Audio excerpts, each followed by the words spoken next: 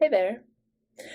So, I wanted to talk about my experience as a Palestinian American, as a Palestinian, as an Arab American, as all the labels, as all the hyphens, as my identity, as my ethnicity proclaims me, and I'm going to use this to do so.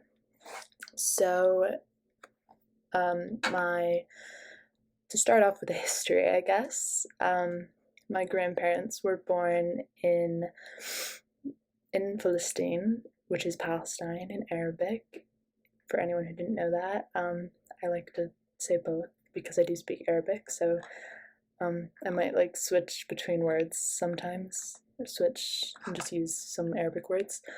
Um, so my grandma was born in Bethlehem, and my grandpa was born in Jerusalem, and they were both born, I believe, in 1948.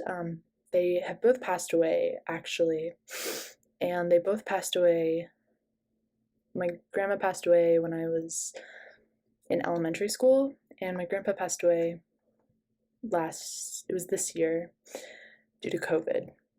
So, and also because of the language barrier, I'm not fluent in Arabic, so I never had an opportunity to speak with them, have many deep conversations, get a lot of not never had the opportunity to get a lot of history, have a lot of um, just not a lot of interaction. It was very short and brief with them, unfortunately, and I do definitely regret that, and I wish that I had had more interaction with my grandparents, and unfortunately I did not. So, but alas, they were both born in Palestine before the occupation began, and or at least in 1948 when the occupation began. So they were born in a war-torn land, and in 1948 they were born. I'm just saying different things in different ways. And as for where they grew up and when they moved to Jordan, I'm a little unsure. I think they spent some time in Philistine, and they must have, or at least tried to. But eventually, as many Palestinians have been and are continuing to continuing to experience, Israel is seizing Palestinian land and homes and not allowing them to continue occupying them, just simply living there. So eventually, my grandparents moved to Urdun, which is Jordan, and in Amman, they had my father in 1980. He was, I believe, 10th of 13 children. One of them did pass away, so now there are 12. So I have 11 aunts and uncles and 100 plus cousins. So I have a very large family on my dad's side. And so they were born in Jordan, or at least I believe, at least my dad was born in Jordan. That's my lineage. So technically, I am Jordanian as well, but because we're technically refugees, Palestinian blood runs true, regardless of where you're from, where you have been. Palestinian blood runs true. And so my dad has Jordanian citizenship, and then eventually his family, they all moved to the United States, and they've spent some time, I know, in New York and Philadelphia, different areas, but eventually they settled in Dearborn, which, if you didn't know, has the highest concentration of Arab American people in the United States. and that's where my family's from. There are a lot of Palestinians there as well. And so that's where most of my family lives. Not most of them, but several. That's where my dad lives. That's where a few of my aunts and uncles live. And that's where I spent a lot of my childhood with my family, learning Arabic. That's what I associated with my Arab culture. And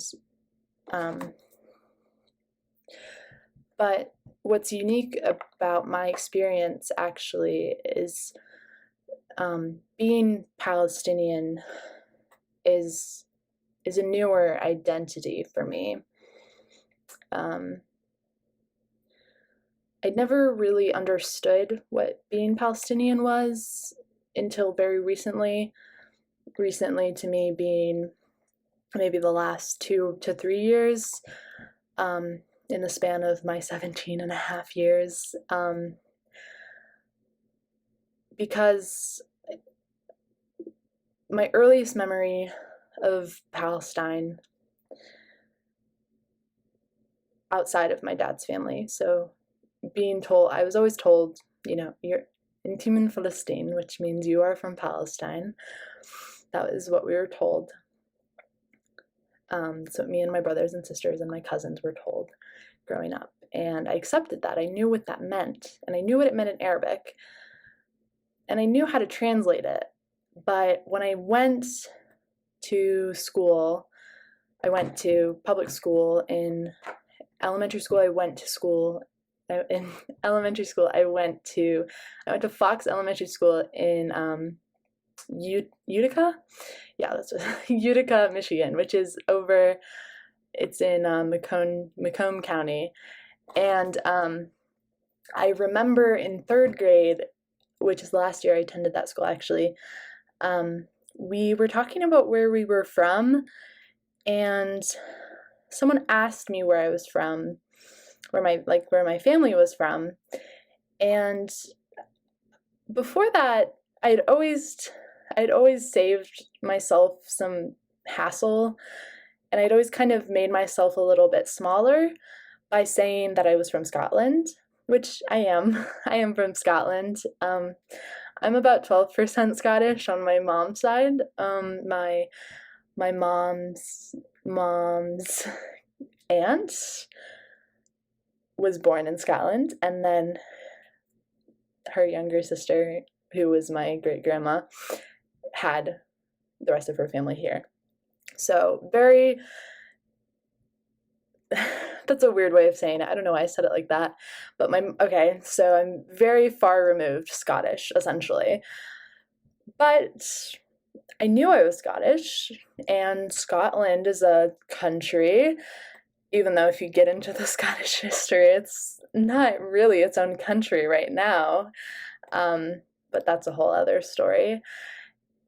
But when people asked me where I was from, I said I was from Scotland because that was easier. That was in English. That was cool to a bunch of children in a predominantly white Michigan Republican area. But this one time, I did say that my family on my dad's side was from Palestine. And, on the planners that we used to get in elementary school, they always give you planners. I never used them, but the planners you get, they have maps at the back of them. And they're, U.S. standard edition maps. So if you know where I'm going with this, let me make my point, and hopefully you'll laugh. You can laugh. It's funny. So it's a U.S. standard edition map, and I told my friends I was from Palestine, and I was looking on this map. They asked, "Where's Palestine?"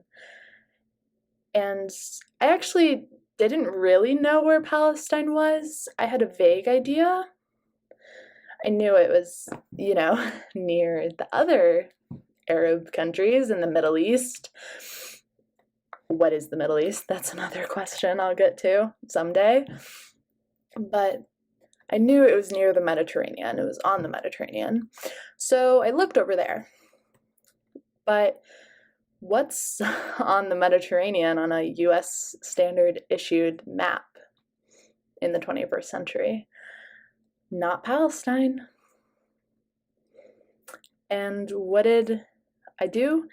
I checked the index for all the countries and I looked in the P's. There was no Palestine.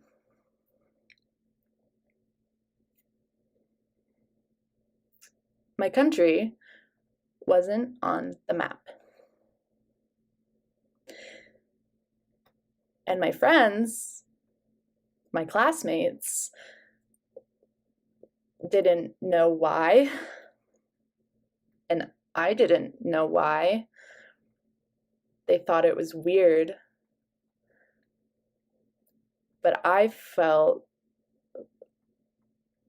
ashamed. I felt a little lost. And I felt lied to.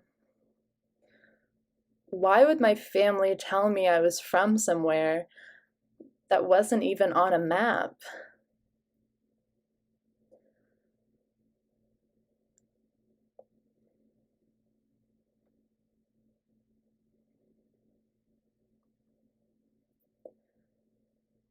So from 3rd grade until about 11th grade, my junior year, I didn't really talk about Palestine. No one else did either, so I was lucky. I moved to Ann Arbor after that year, so I was in a predominantly white and lacking of diversity place. Lacking of diversity. Lacking Palestinians, lacking Black people, lacking differing voices, lacking people who called me out on my quietude.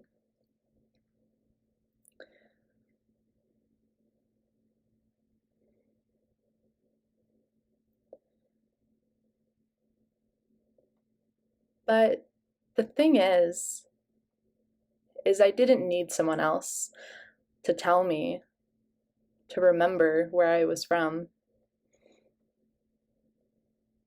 I knew.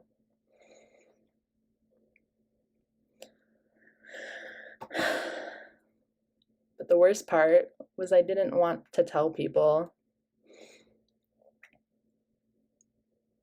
because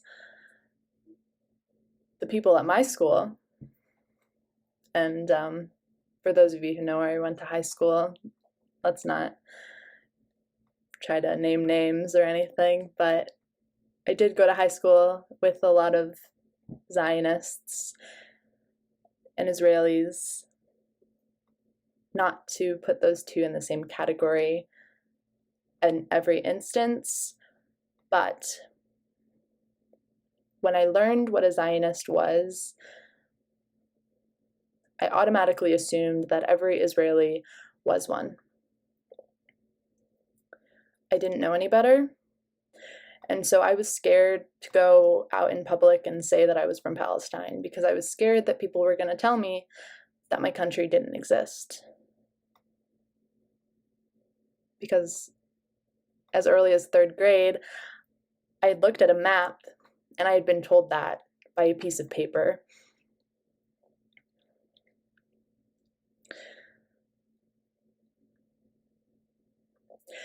So when I started high school, I decided that I would tell people I was from Jordan.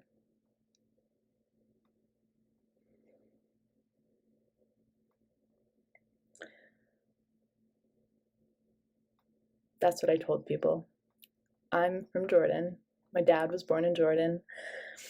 I'm Jordanian.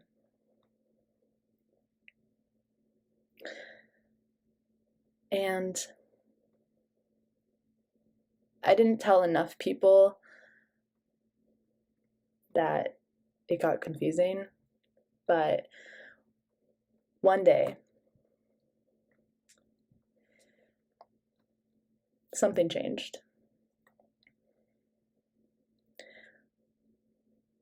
Like I said, I didn't need someone to remind me where I was from. I just needed to realize that where I was from was worth being from there.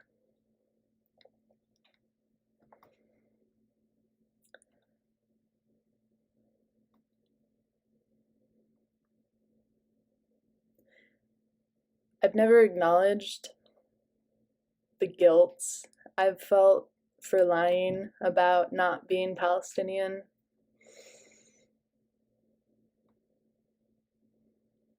And I don't blame anyone for it.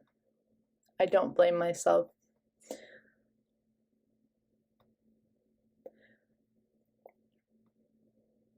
But it is a product of the world we live in.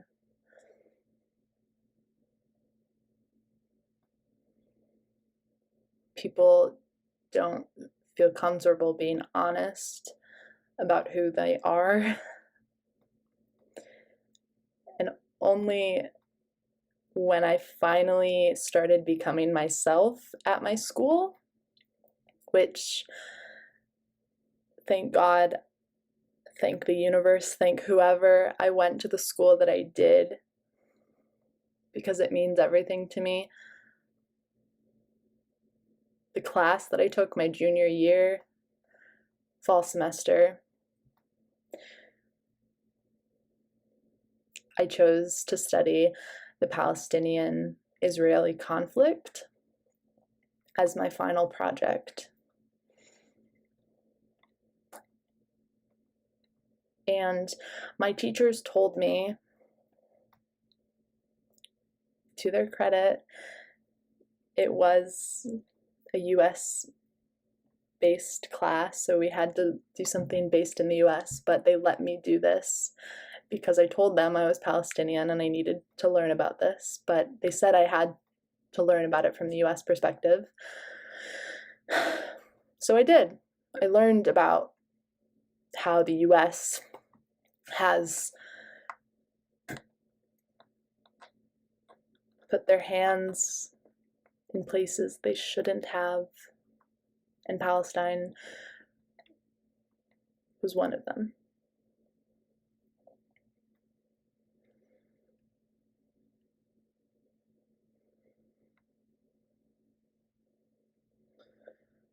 And after that project,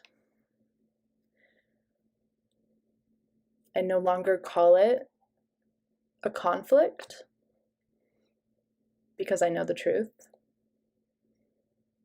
It's not the Arab-Israeli conflict. It's not the Muslim-Jew conflict. It's not whatever the United States media wants to tell you it is.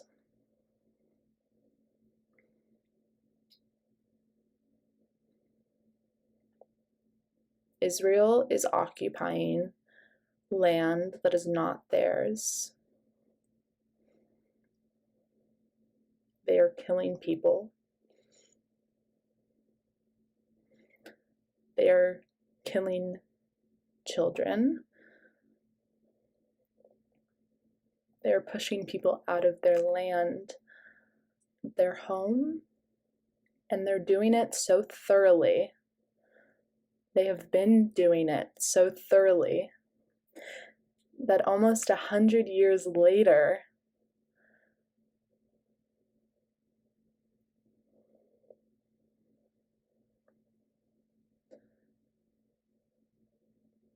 there are descendants of Palestinians, descendants of people who experienced the violence. I am generations removed from this violence. Yet I still lied about where I was from. because I was scared, because I was ashamed, because I thought where I was from was no more. Because the history of where I was from is not taught.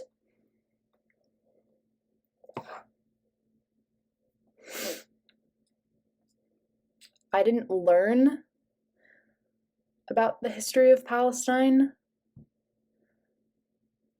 in a classroom. I learned about it on my own, on the internet, from activists, from educators, from my family, from friends.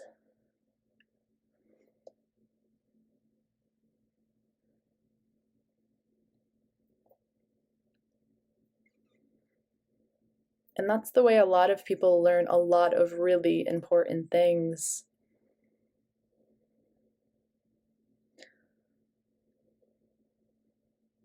If I wasn't Palestinian, I might not even know what Palestine is.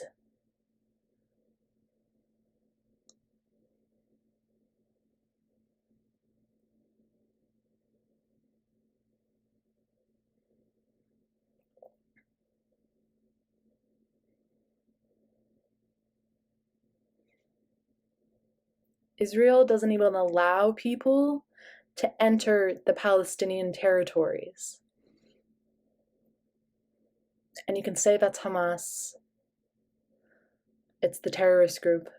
But who calls them terrorists? The US government? The parroting Israeli government?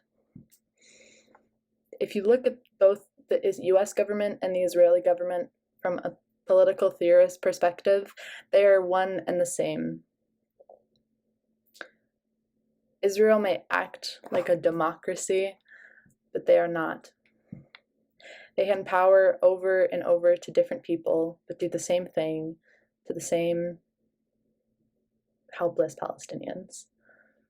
And when we fight fire with fire, the United States media says that we're the terrorists.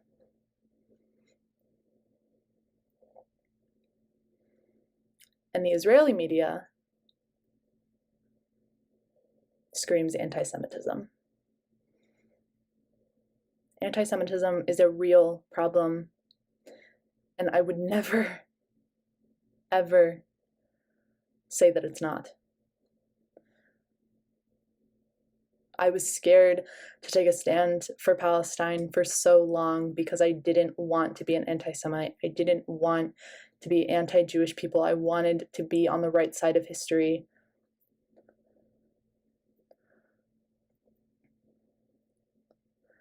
But how can you be on the right side of history when you're supporting genocide?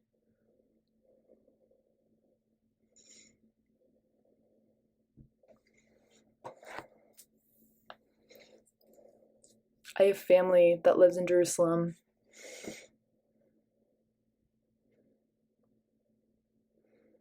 I have family that lives in the Palestinian territories. And thankfully, I only have an American passport, so I could go as long as I have a negative COVID test. I fly to Jerusalem, into Israel, and they give me a visa, and I say, oh, I just want to go visit Palestine. I just want to go see. But if I wanted to go see my family, if I told them I was going to see my family, if they saw that my dad had a Palestinian passport, if they saw that my grandparents were both born in Palestine pre-occupation in 1948, how do you think the Israeli forces would feel?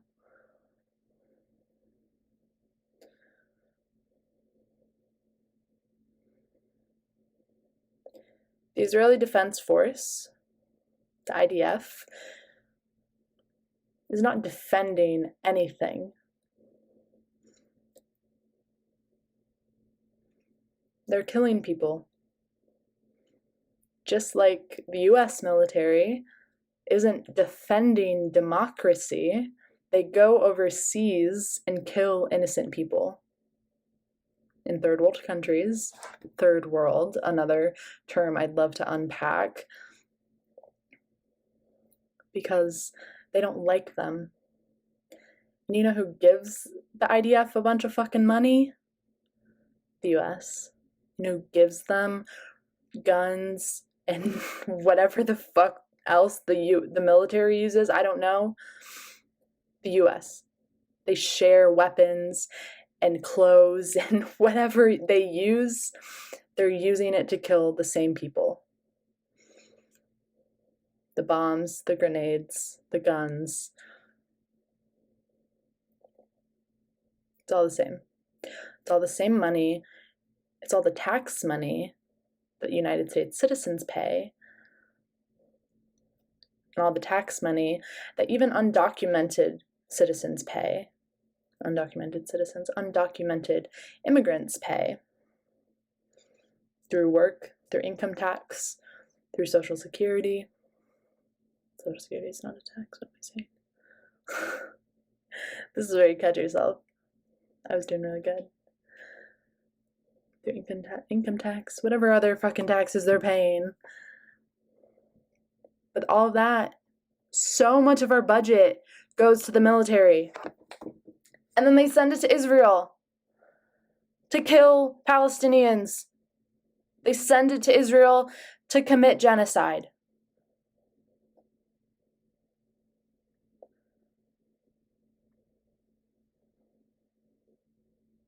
Okay? And if you don't know it's wrong, you don't get why it's wrong, I'll say it again. I'll explain it to you one-on-one. But I hope that was clear enough. Because it's really just common sense. Thanks.